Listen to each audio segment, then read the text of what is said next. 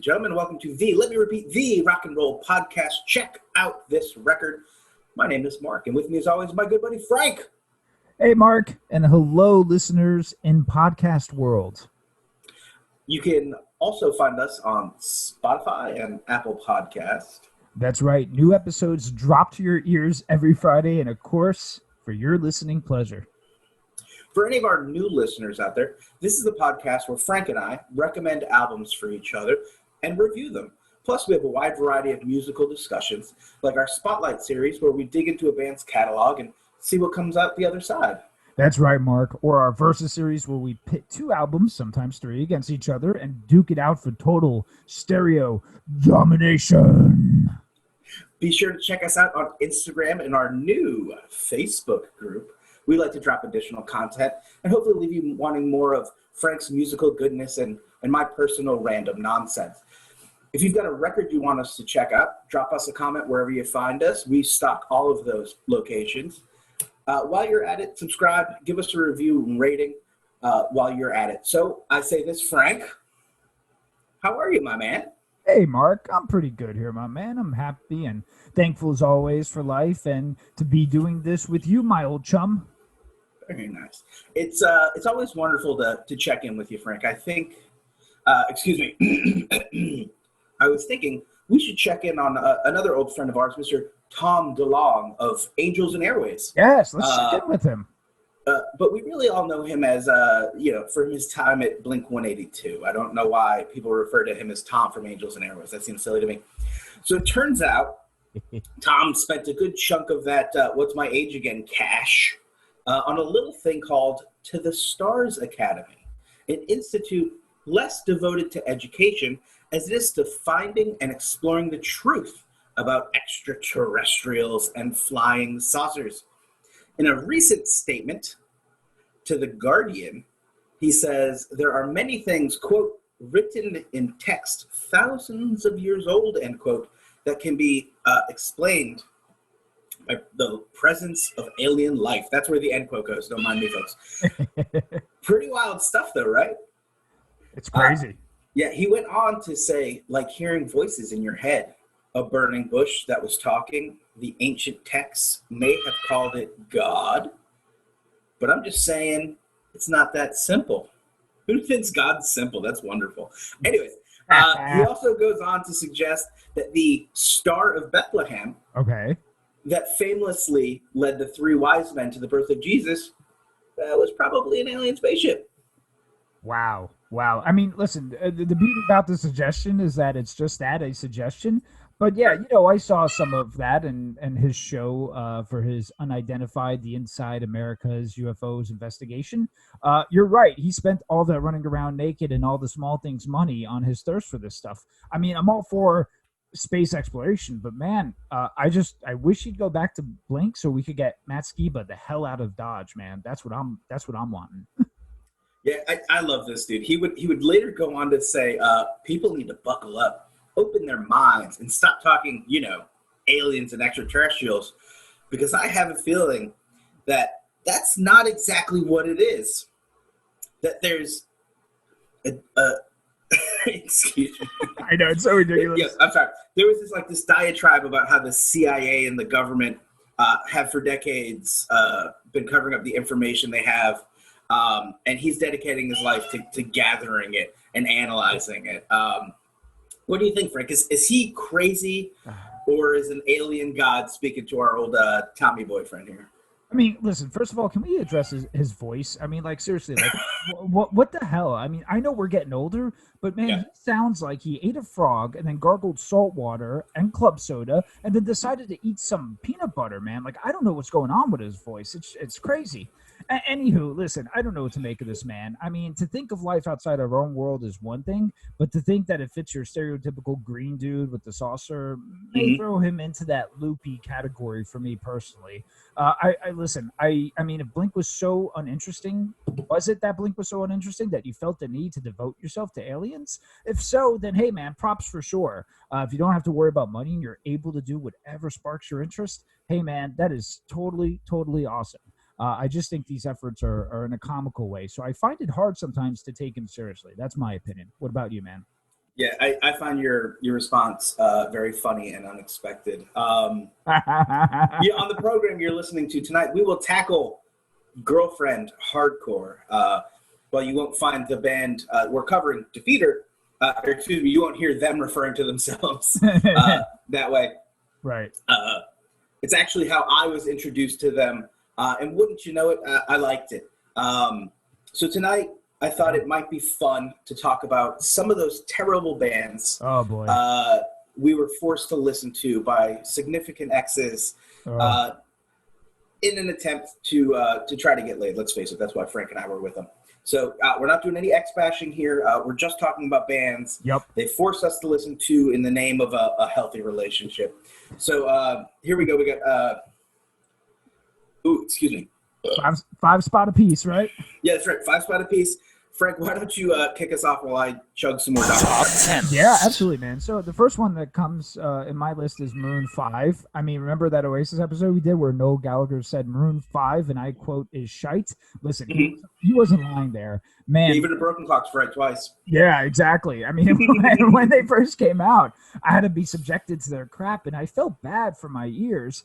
And listen, man, that was early of part of the band where you can moderately hear the guitar. Like, I actually feel bad for the other members of the band who may want to play something resembling what they tried to start off being and use their stringed instruments, but utter and complete garbage, man. And anytime Maroon 5 comes on, I'm automatically taken back to that time frame when they were just drilled into my head. So that's number the first one on my list, Mark, is Maroon 5. What about you?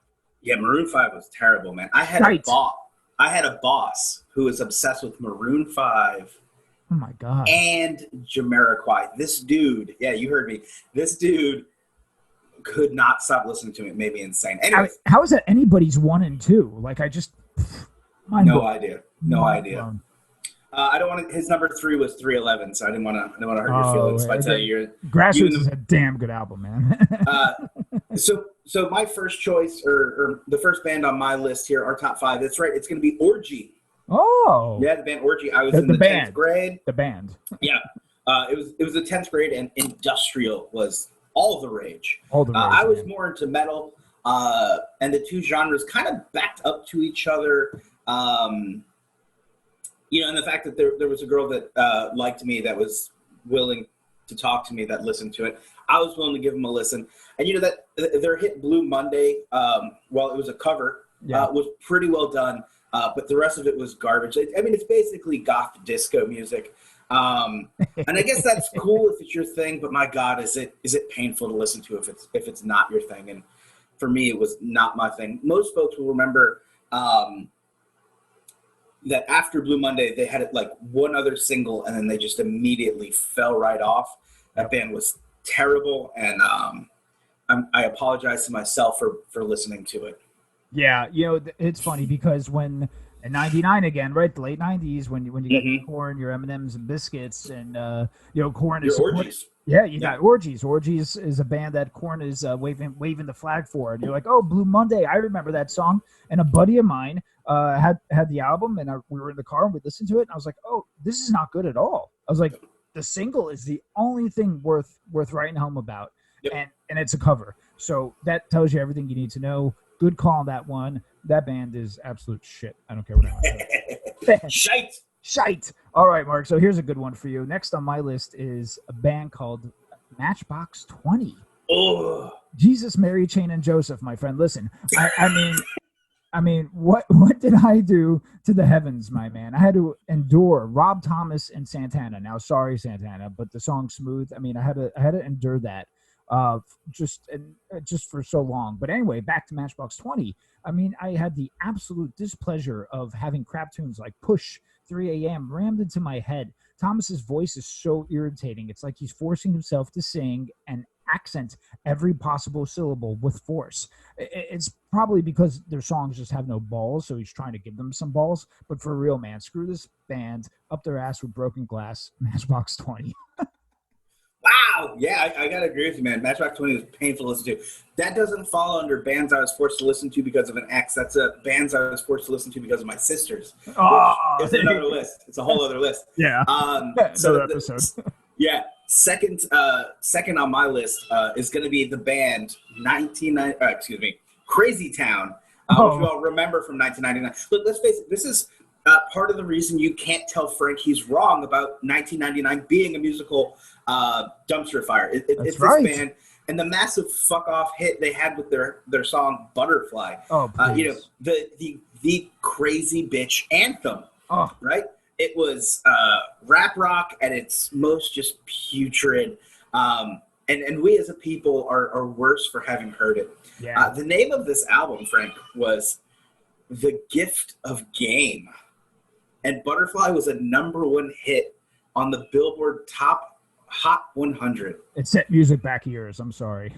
We as a species are not good enough for this world, and we should be cleansed by fire because just fuck this band. All their dude, I tried for this. I was like, there's got to be something redeeming on that record. Let me go in and I listened to the entire record. Nope. Just so that so I wouldn't be putting my foot in my mouth.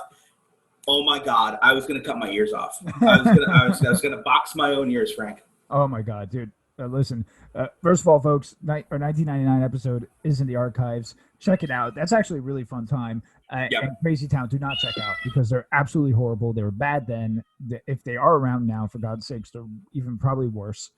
Marc's right. He hit every nail on the head for that one. Crazy Town sucks. So, all right. My next that I had an ex make me listen to constantly was Jack Johnson. Listen. Cool. Yeah, he's buddies with Mason Jennings, and I think Mason Jennings is super talented. I love his records.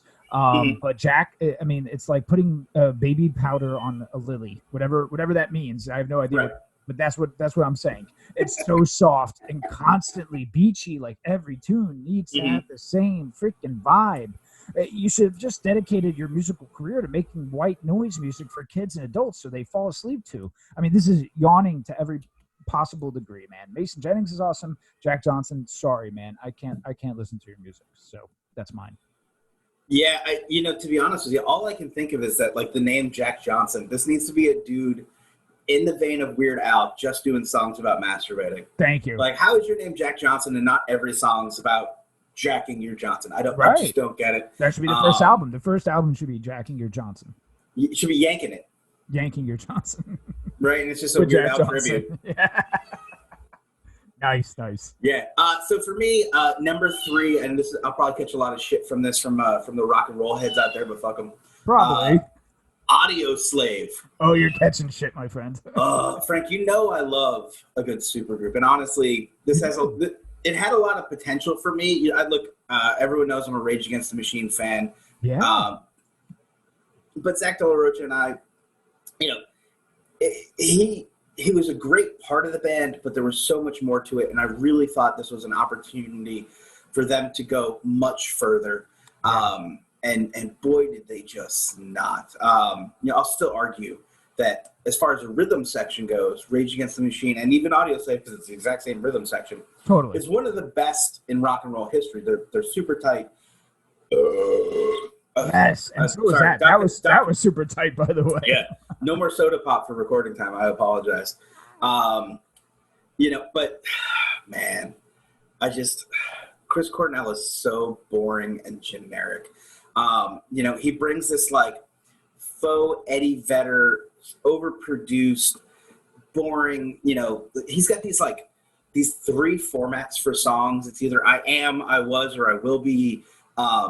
Lyrical approaches to singing, and it's just not good. None of the potential that this band had, right? That Rage Against the Machine brings to the table for somebody to be able to push over the edge and make it really interesting. And I think if you listen to the Prophets of Rage stuff, prove that if you put somebody else in there that's willing to be aggressive and willing to challenge the band, it works. Audio Slave didn't work. This is record label controlled hot garbage by pushing somebody like Chris Cornell into this band. I don't think Chris is a good songwriter. He's an okay singer. Like I said, he just sounds like a fake Eddie Vedder to me. And he really turns that up in this band. He sounded better in Soundgarden. Why he chose to sound shittier in this is beyond me. And his songs are dumb as shit. They just are. His lyrics are dumb as garbage. And I can't stand Audio Slave. Well, just so you know, folks, when we do the Spotlight on Chris Cornell episode, Mark will be writing the Fuck. whole thing. Yeah, there's gonna be a lot of that episode's getting blocked on YouTube. Yeah. Now listen though, Mark's right on this. It wasn't a good pairing, and I totally agree. You have this rhythm section that is super aggressive that has to be matched, and Cornell slowed it down. It really took the tempo back way, and it made it like what Cornell would end up doing. I never thought it was a good pairing. I found it to be extremely boring. I do like Rage Against the Machine. I do like early Soundgarden stuff, but yeah, I didn't think that was a good pairing, and that's I got Mark's back if he gets shit on that. That's all I got to say. Thanks, brother. All right, my next is Bryan Adams. Yeah, everything I do it for you. Yes, that Bryan Adams. I mean, listen. Thanks, Frank. You're welcome, Mark, because it's true. Everything I do it for you.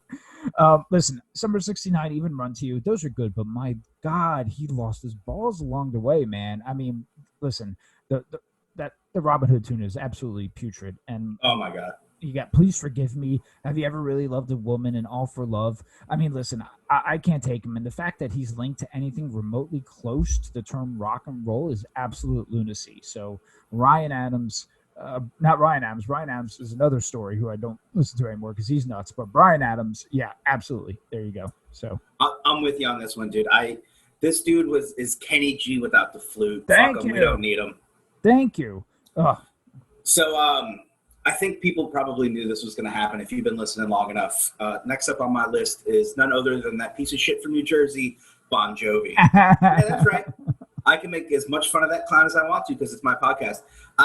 Look, these over-the-top hair power ballads, they're just so tired and lame. And he couldn't even write them himself. The new stuff is just it's so bad. Exactly the same, and somebody else write it. Any nostalgia for this band is because you were too busy trying to get laid or too drunk for your own good to understand that this music was just absolute garbage. Right. Or you're like attached to the videos or something like that, you know? Exactly.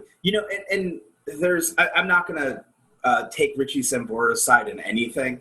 But there's an argument musically that the band had talent and that individually they're great musicians. That Jove himself doesn't have a bad voice. I'm not criticizing his ability to sing. It's what he chose to sing that was shit. It continued to be shit. And then the worst part is he couldn't even write it himself. Oh, that's so bad. And just to wrap this up, because I know there are some older women out there who are going to tell me what a piece of shit I am. But if your opinion of this band is that they're good and it's because Bon Jovi is hot, your opinion about music is completely invalid. Not just Bon Jovi, all music. If you're willing to say this dude is hot and therefore his music is good, all of your opinions about music are now disqualified and you can go suck a dick. There you go. That sounded really misogynistic. So to anybody, no matter your gender, if that's how you feel, please see my statement about sucking a dick.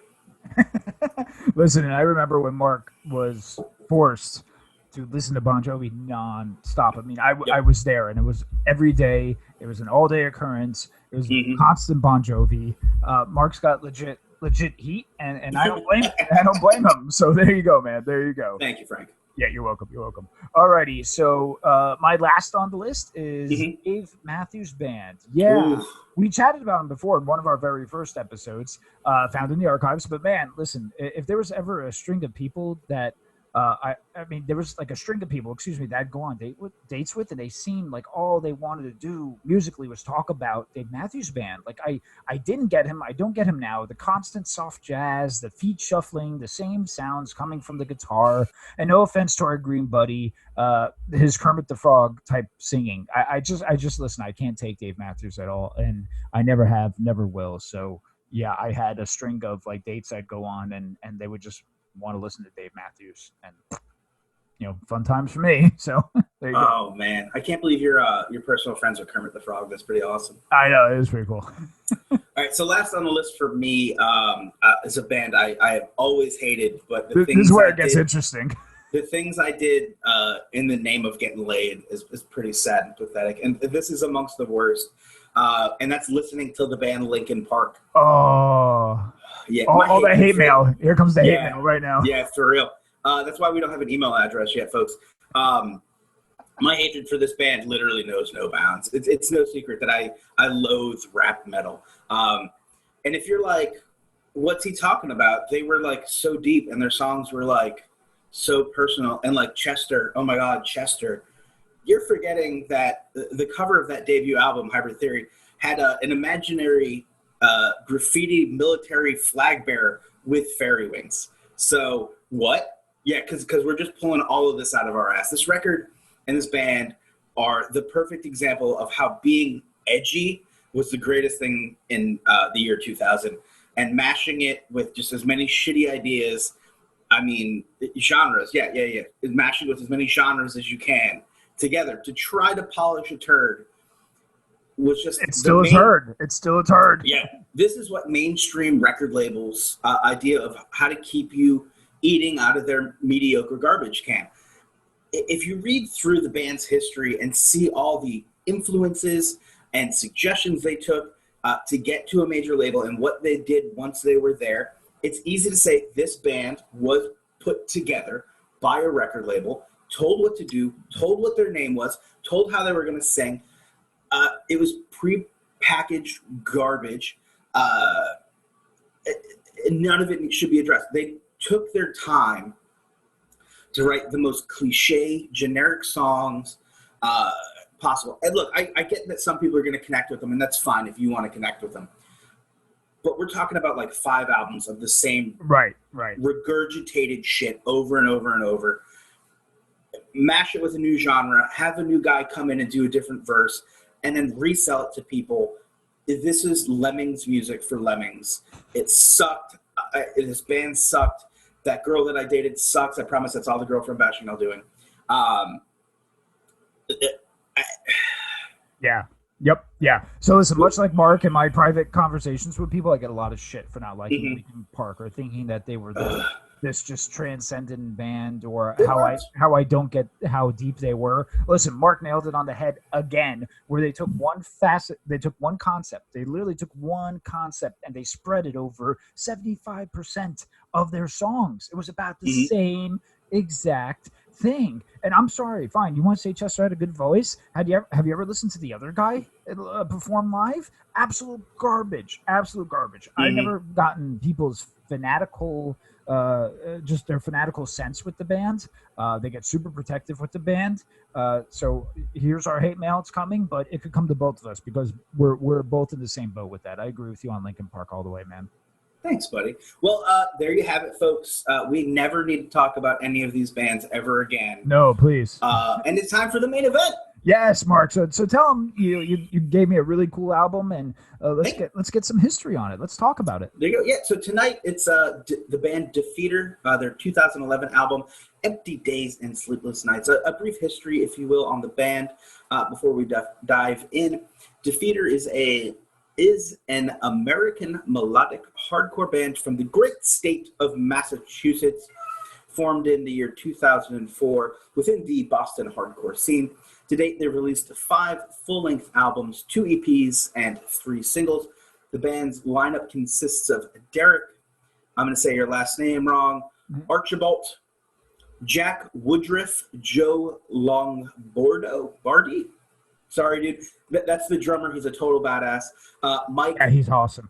Poulin on bass. All of the band's work has been released via Bridge 9 Records, aside from the album Travels, which was initially released on Top Shelf Records.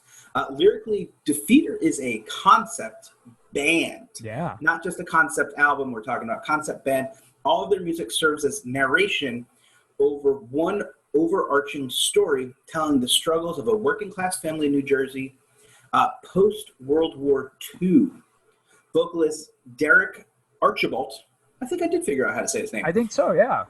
Stated in a 2009 interview that all of Defeater's work would take place within this story. Frank, tell me about your first impression. Okay, so first initial thoughts of Defeater, and can I just say that I kept having the urge to say 1, 2, 3, Defeater. Sorry, I'm trying to squeak some Fugazi. That's a joke referencing Repeater, right, from Fugazi. Visit our back catalog and listen to our 2-part extended Fugazi Spotlight, absolutely Yes. fantastic. Frank and I both had to go into therapy afterwards. Continue. Yeah, totally. So, any chance I could squeak Fugazi in there? But anyway, listen.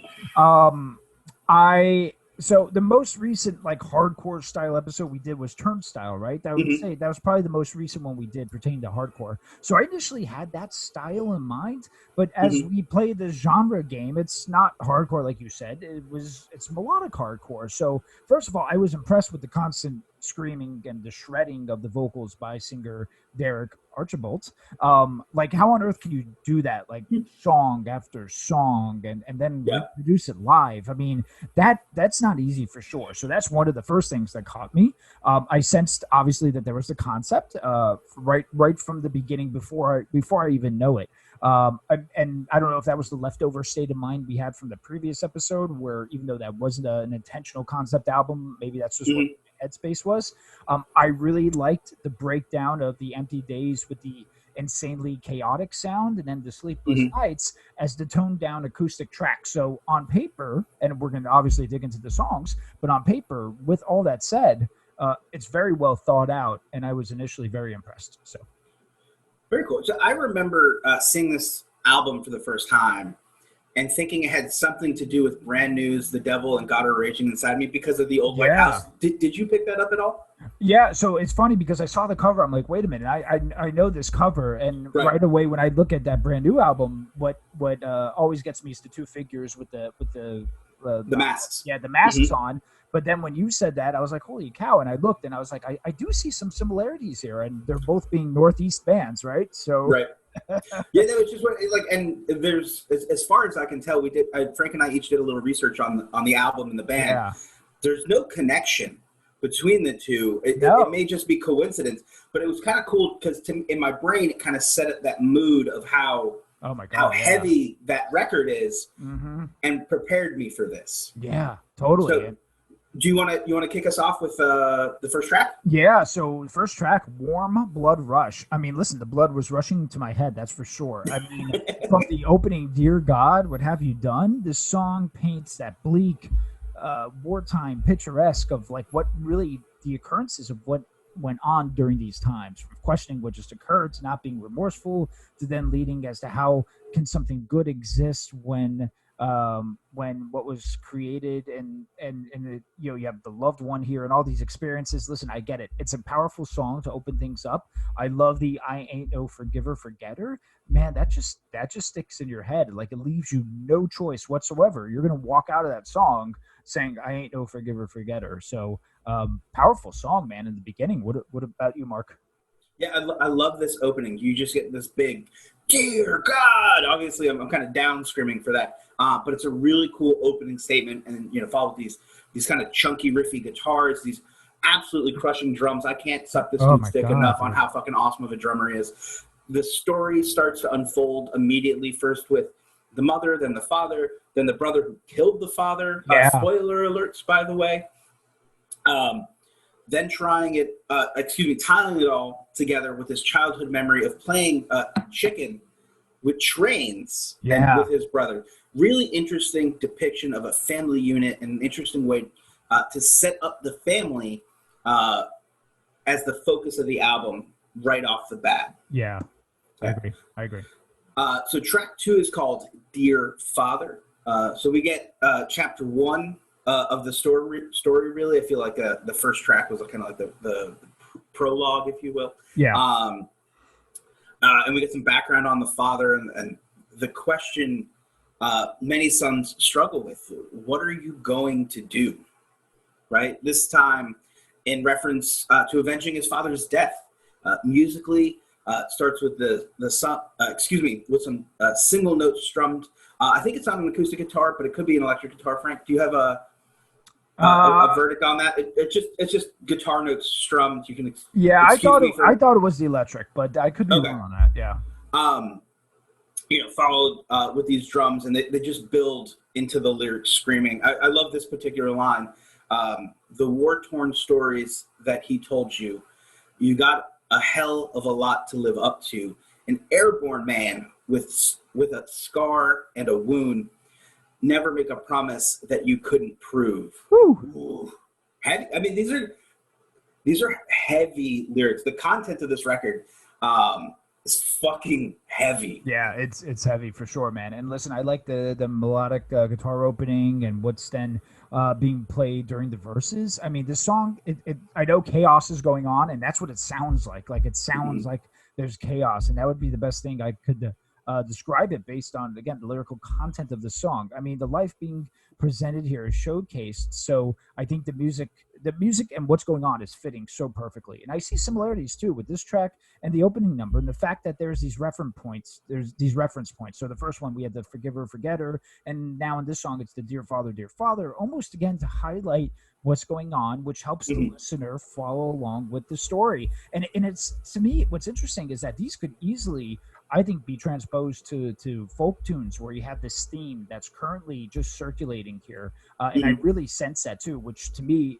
creates a whole new depth for these songs. But yeah, another really cool tune. And then we move on to the next track, which is Waves Crash, Clouds Roll. I think the song it's a perfect length. I would say that by track 3 of this style, I'm thinking, okay, first two coming out of the gate have a really big velocity, which is awesome. But let's see what else we got up our sleeves. And good news, it's coming actually in the next track too, which I can't wait to talk about because I think that's a really cool point. But this continues the story, which is obviously, and one comment I have to make with these concept albums, it's interesting how people approach them here, because we have no names here, right? We have these characters, we have no names. I think sometimes the Hold Steady, early Bruce, Dylan, they add that. So I don't know if I have a preference, but I just wanted to point it out, where you have the concepts and the songs and the albums where they have names and those stories are being told, and then you have what this band is doing too, where there's names. Now, I'm not sure how that would work out with this heavier style of music. It's just an observation. Again, so we have these almost chanting the lines that are being like bashed into your head in a good way for the purpose of the story. Her cheating, her weak will, the addiction, the needle. I like how then that picks up in tempo. I mean, as you just said, Mark, I mean, this is heavy shit we're talking about, you know? Yeah. This song takes place in the mind of our narrator, kind of sitting on the docks of the shipyard where he works, thinking about revenge and getting his brother back for killing his father. But it quickly transitions into his mother's addiction and possibly her death at the hands of her heroin addiction. Musically, we get more of those big blasting guitars and crunching drums pretty consistently, but also there's a really cool drum break and this cool palm muted guitar part that layers in the depth with the internal monologue, so that you really feel the narrator's helplessness. It's a really cool job telling a story, and trying to set it to music can be very tricky, especially in a world where people are used to chorus, verse, chorus, or verse, chorus, verse, chorus. So to break it up and to do things a little bit differently, but still maintain the story and the intensity is really cool. Yeah. So track number 4 is called Empty Glass. I'm going to start talking about the story. Story-wise, we're introduced to a new character, his to-be wife. Musically, the guitar starts with a slow kind of single note picking up with the drums as they come in, just really tight behind them. And for me, they really steal the song in this one. The drums in this, the guitar is really subtle. It's used kind of in the background, and the drums really steal the show. They kind of push the song along the way drums tend to push rhythm and tempo, but they do it with the lyrics here. We start to hear about the years as they're passing at the copper coin, which I'm sure Frank's going to talk about a little bit more. Yes, like a machine driving both time and the literal figures in the story. The drums just push and push and push and push. It's really kind of dizzying, but like in a really cool way. It's aggressive with his strained voice. We get a little bit of a break from such heavy guitars, and they really fill in the soundscape, adding a little bit more of that anxiety feeling that you're feeling from the narrator. And the band kind of really brings it back in. And I love the closing line here, because there ain't nothing like your smile, your legs, and those eyes. And I will beg and steal and borrow to keep you safe for your whole life. Just really cool line. Yeah. Yeah, Yeah, totally. and I'm clearly not a singer, so my apologies for how I stumbled through it. No, it's a good but it's a good thing. I like what you said where you picked up on Hmm. that anxious feeling too, because there's definitely a sense of anxiety that's involved in all this. This song's my favorite thus far. I love the tempo of the drums and how it fits with the odd timing of the guitar. Again, so another night at the Copper Coin. I would be so interested to hear like a finger picked folk alternate version of this because I really, Hmm. again, think these songs work so well that way. But back to the music. So at the minute and 29 mark, we get this clean but blaring chord ringing at the time of Hmm. he's saying your guts sinks in each time you see her. I mean, I love that. I can't describe it musically. I try to mess around with that when writing. Whatever that is, I absolutely love it. And I love how we get the same lyrics, but over different music. I think that's really clever. Like, I think that's entirely clever and things that aren't done a lot. Again, it paints a picture of this destroyed and broken post war soul at the bar drinking their sorrows and see what I could make out of and see how they make out to see what is going to be their future spouse. She's Hmm. obviously upset with the person he's become, but he still vows to protect her. And the picture I have in my head while thinking of Hmm. the song was from the movie The Deer Hunter. Now I know The Deer Hunter, the backdrop of The Deer Hunter is the Vietnam War and this is World War II, but for Right. some reason that just came into my head. But man, what a good song! What a good Yeah. song that is. Well, I think you nailed a little bit of what I was talking about. When they repeat the lyrics, but the Yeah. music changes, really sets the idea that the narrator is so neurotic that these things are just continuing in his head. And as the music change, even though the words are changing, his emotion about them is Yes. is evolving, and you feel that as the listener. Yeah, and that's well thought out. I mean, that's attention to detail there musically. To do that again, people are going to take the lazy way out. They're going to just take the same words that they had and repeat it on the same melody and the same chords. No, no, these guys are totally changing some things up here, which is really cool. Track 5, we get No Kind of Home. So, like, I love the intro here and the tempo. I love how we get those chunky, almost metal type parts. Heavy content here again with the main character realizing that his home is not a good place anymore. Now his mother's turned or the junkie aspect of his mother's taken toll and taken form. I mean, it's the domino effect here where one thing happens the next and so forth and so forth. The song is intense as hell, and I'm just trying to see it in my mind's eye and how everything basically is falling apart for this main character and his world. And you definitely sense it here with this song, No Kind of Home. What about you, Mark? Yeah, I love. I think you did a great job describing the music. This kind of this bridge between where hardcore and metal and some emo really come together. Yeah, totally. It's a really cool sound. Um, that only let up enough to push you further and further into the heaviness and the intensity of it. It's a pretty interesting to hear from the new wife so soon on how quickly that promise from the end of the song is already falling apart. Totally. And you really feel just the sadness and darkness of this guy's life setting in on everyone he touches, even though, again, spoiler, this is the only new person you meet. There you go. Or anyone who has anything to contribute within the song itself. The next song is called White Knuckles. Yes. And this is where the story gets kind of totally fucking nuts. The dead father still apparently had some serious debts with a bookie to the point where all these years later, this now married man runs into him at a bar, and the bookie decides to collect. And since our narrator won't pay and takes a swing at the bookie's goons jump him, kick the shit out of him, and then the bookie rapes and murders his wife. Musically, this is a cool.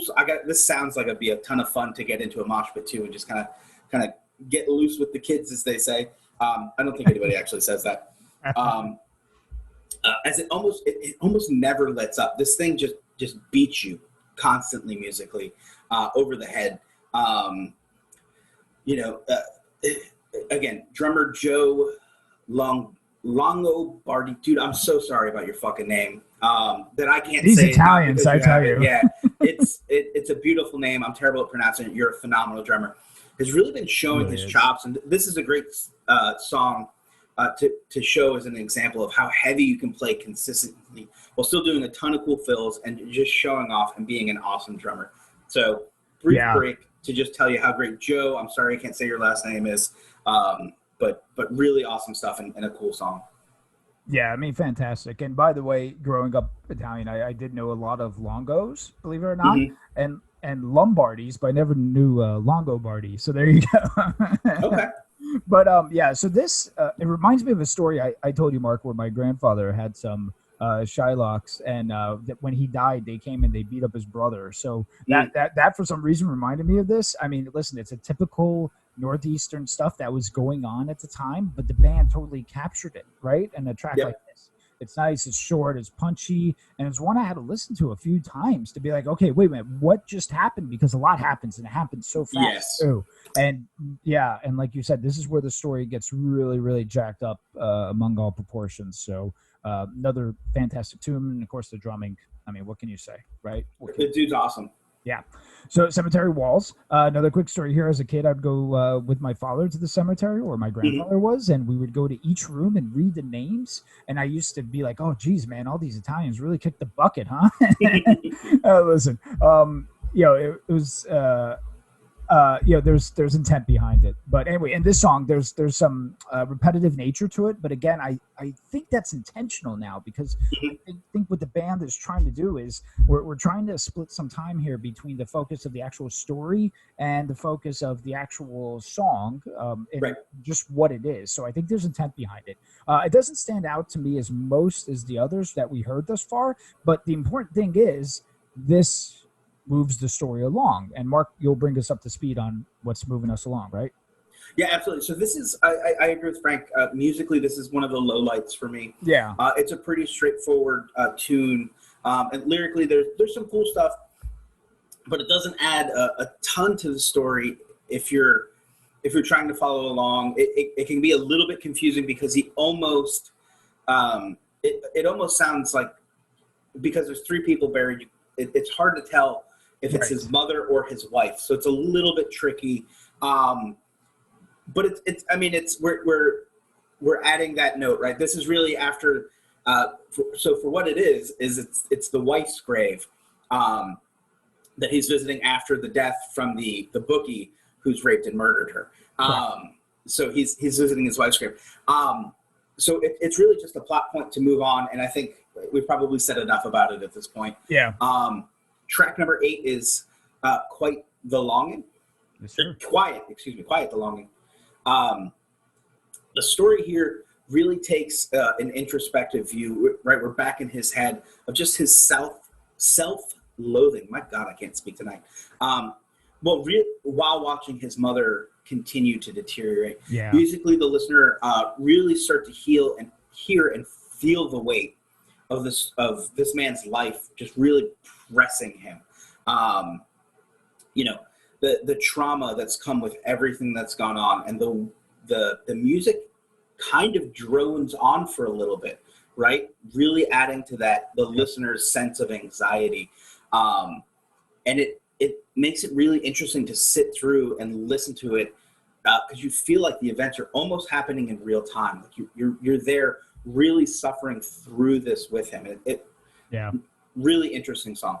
Yeah, and I like the beginning with the faster tempo here, and Mhm. as I said, it's crazy sometimes with these concept songs, because for me, in a typical song, there's the balance between the enjoyment of the lyrics and then the music, and I find with these songs is that I'm almost more intrigued as to what's going on with the story, which is I guess that's part of it, right? That's part of the whole concept. From what I'm gathering, of course, our narrator is not only dealing with the loss of his father and his love, but now has to deal with the remnants of what is left of his mother.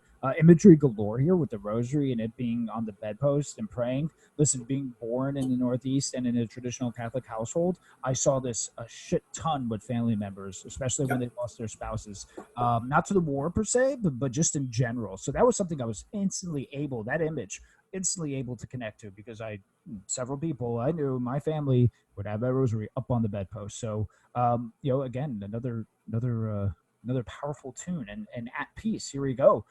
Track 9. I like the slow strummed beginning. It sets the mood for what's to come. And man, if you're wondering how could this get any worse, Here we go. The narrator is trying to locate his mom as she's not fit to be alone, as it says. The song paints such a desolate and dark picture from the bitter old man, head down, cigarette in hand, and then the discovery of his mother in the last pew in the church with the needle in her arm. I mean, at peace with her husband now. Our narrator is left with no one but his gun. I mean, that's crazy, man. And Mhm. I kept saying it, but the music does just, again, another fantastic job of matching what's going on and the intensity of the story here. The same way, almost like a score would match the up and downs of a story arc. So, Yeah. well thought out. I'm going to say it a lot. Well thought out, intentional, intelligent, all those good things. Mark? Yeah, and it's really interesting to see, a band that is quote unquote melodic hardcore be able to provide that kind of roller coaster musically for such a heavy story. Now, Totally. I think if you're not into hardcore or metal or heavier rock genres, it may be a little tricky to catch some of the nuances of the music in it.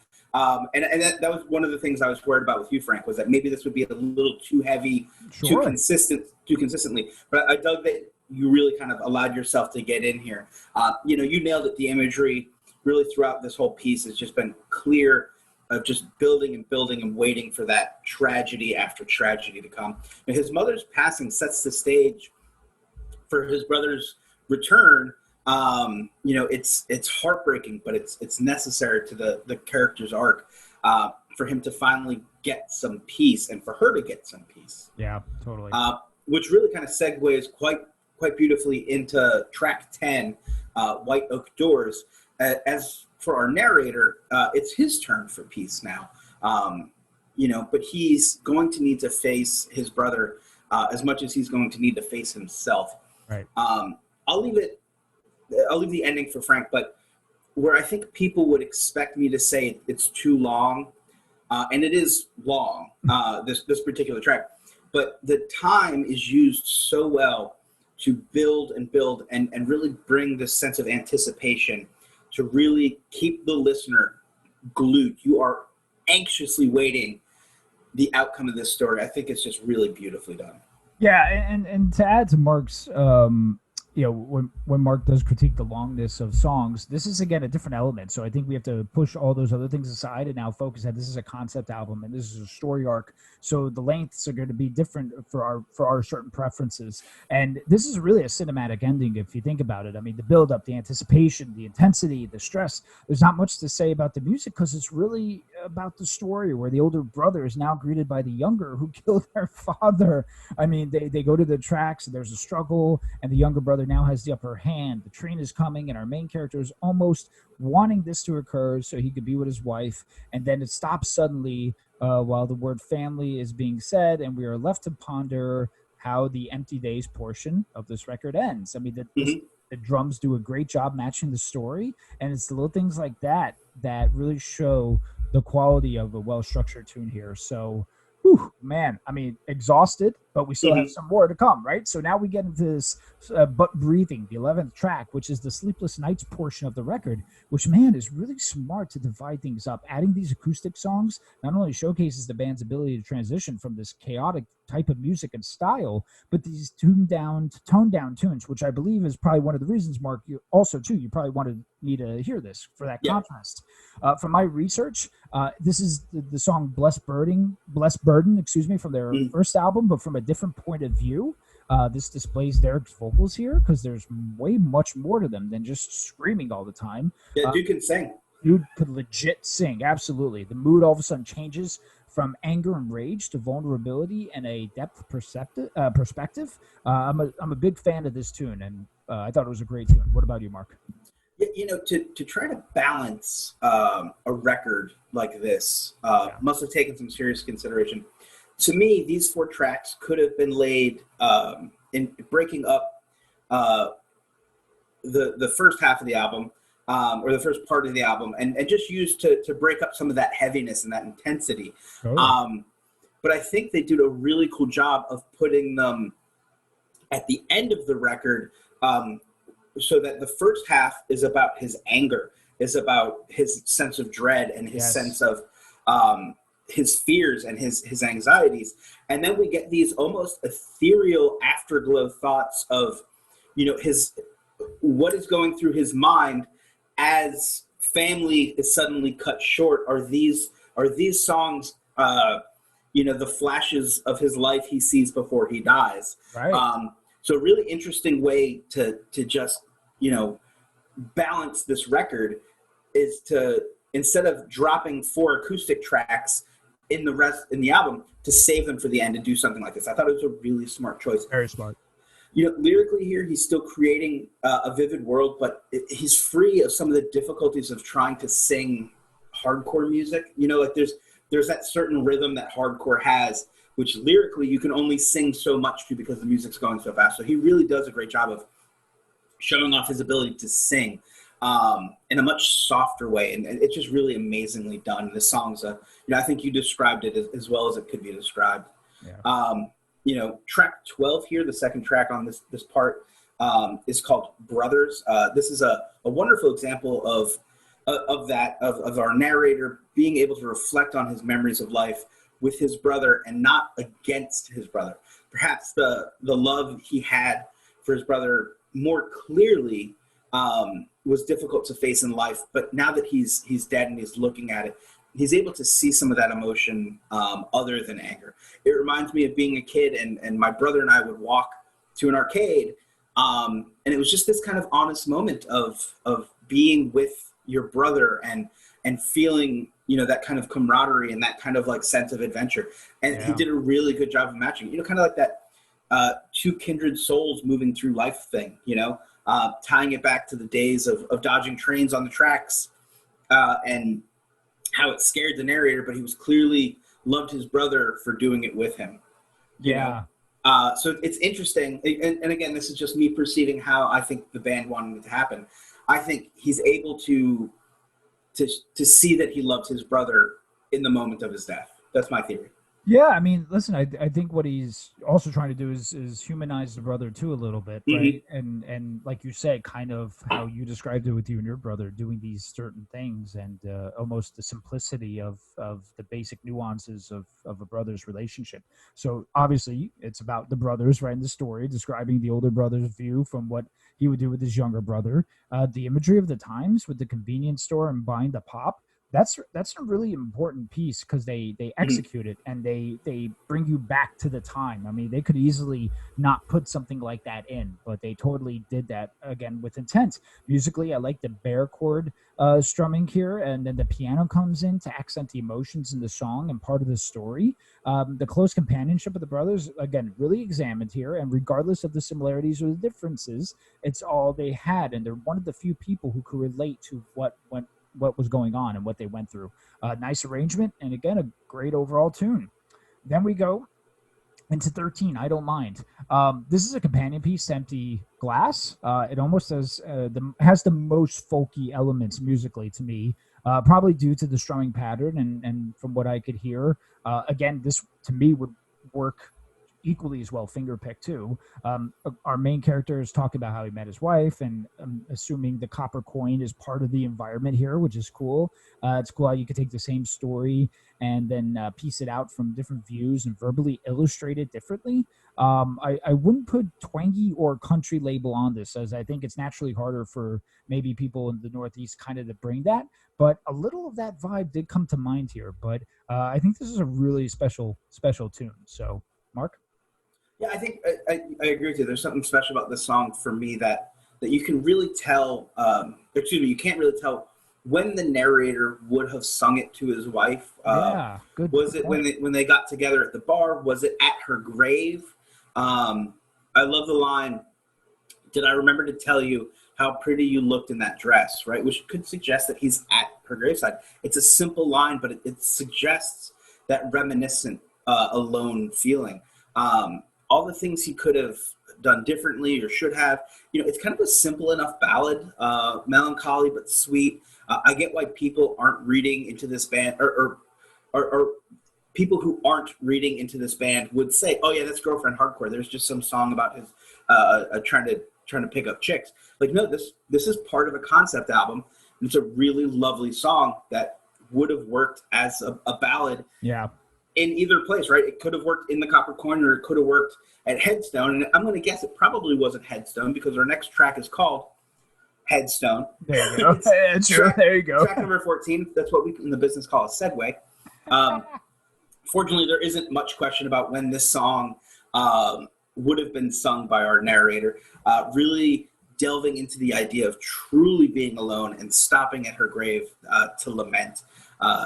It's an interesting way to end the album, with these tracks feeling as chronological as the first half of the album feels chronological. You understand why they did it. I think I would have liked to see I Don't Mind as the final track. I could see that. As opposed to this one, because I think it just ends on a sweeter note. But I think in the earnest and the honesty of what they're trying to do with this kind of record and this kind of storytelling, I think you do have to put Headstone last. So, it's just a really interesting insight into the mind of the narrator all the way through the end. Yeah, totally. I love the dark and moody guitar here at the beginning and what he's doing in the verses. It's not just chords, and it adds a nice dynamic to the song. Story-wise, similar to Cemetery Walls, but again, I think from a different emotion set. I really like and I will never forgive myself for not being there to protect you. I should have been at home instead of trying to forget you. Again, gives you a great, unique look at our main character, sitting and talking for hours, and, Again, I've seen family members do this as far as the old timers go. They would do this just beyond upon days, similar things. A great way to end this portion of the record and the album. So, I mean, I think it fits really well. Yeah, so we're at the final thoughts segment. Final thoughts. So in the name of transparency, I knew this was a concept album, but what I wasn't aware of, that all of the albums were tied together. In that the band is one consistent theme with the family. So I didn't really pick that up until I did the deep dive into the album, and it really opened up for me. For me, there are more than two records here. And you easily, I think people listening, if you do this, you could have seen those last four tracks as a 7-inch on the side, and you would have been very happy with it. An accompanying EP. This is something you can't. You can either put it on in the background, and the music, if you're into hardcore, will move you. That some of the choruses will catch you, or if you really crack this thing open, this is a beautiful hardcore opera. Yeah. So, What did you think, Frank? Yeah, so when you first pitched me the album, I was like, okay, let me get out of my comfort zone and chomp on some hardcore, because I do enjoy heavier music. I do. But this was way more than just a regular melodic hardcore record, and way more than just a regular melodic hardcore band. I mean, the fact that their whole musical career is a story arc is not only impressive, but shows high creativity levels. Even if I were to seek something like that out, I don't think I could be so consistent enough and dedicated enough to that. I've tried writing a few concept songs here and there before. It's not easy. You not only have to paint the picture of the story to the listener, so you could create this imagery in the head, but you also have to move the story along in a way that's digestible, relatable, and in a way that people could comprehend. Musically, I think it's full of intent, with music really matching what's going on in the story and their emotions. One constructive piece is I did feel like some tracks I was paying more attention to the story than the music, and how the melodies of the tune would resonate with me. I don't think that's a bad thing at all, because I think these songs have multi-purpose and multifunctional with regards to the music and the story content. The acoustic tracks at the end are well placed, and again, creating a different emotion set based on what we heard, and already, to me, just shows high intelligence by piecing it out like that. I like the use of the things that would exist during the World War II time, which shows attention to the details. And even though I mentioned that adding some names would be helpful, that was just an observation. It's not essential. So overall, my man, listen, good pick, very enjoyable. I started delving into the other records as well. So, man, that was a good pick. I thoroughly enjoyed that. Awesome. I'm happy to hear you did. Be excited to hear on the old text thread Frank and I have going what he thinks of the other records. Totally. So folks at home, if you get a chance, give this a good old listen to. What do we got next week, Frankie boy? All right, my man. So next week I am amped, because we're interviewing the band Cold Years from Aberdeen in Scotland, my friend. Oh. Mark, Facebook is pretty smart in the sense where they will show you bands based on what your musical preferences are. And I stumbled on them and really dug their rock and roll punky vibe. They just released their debut record, Paradise. So we're going to be discussing that with the band along with their influences and much more. Are you amped, my man? Because I am.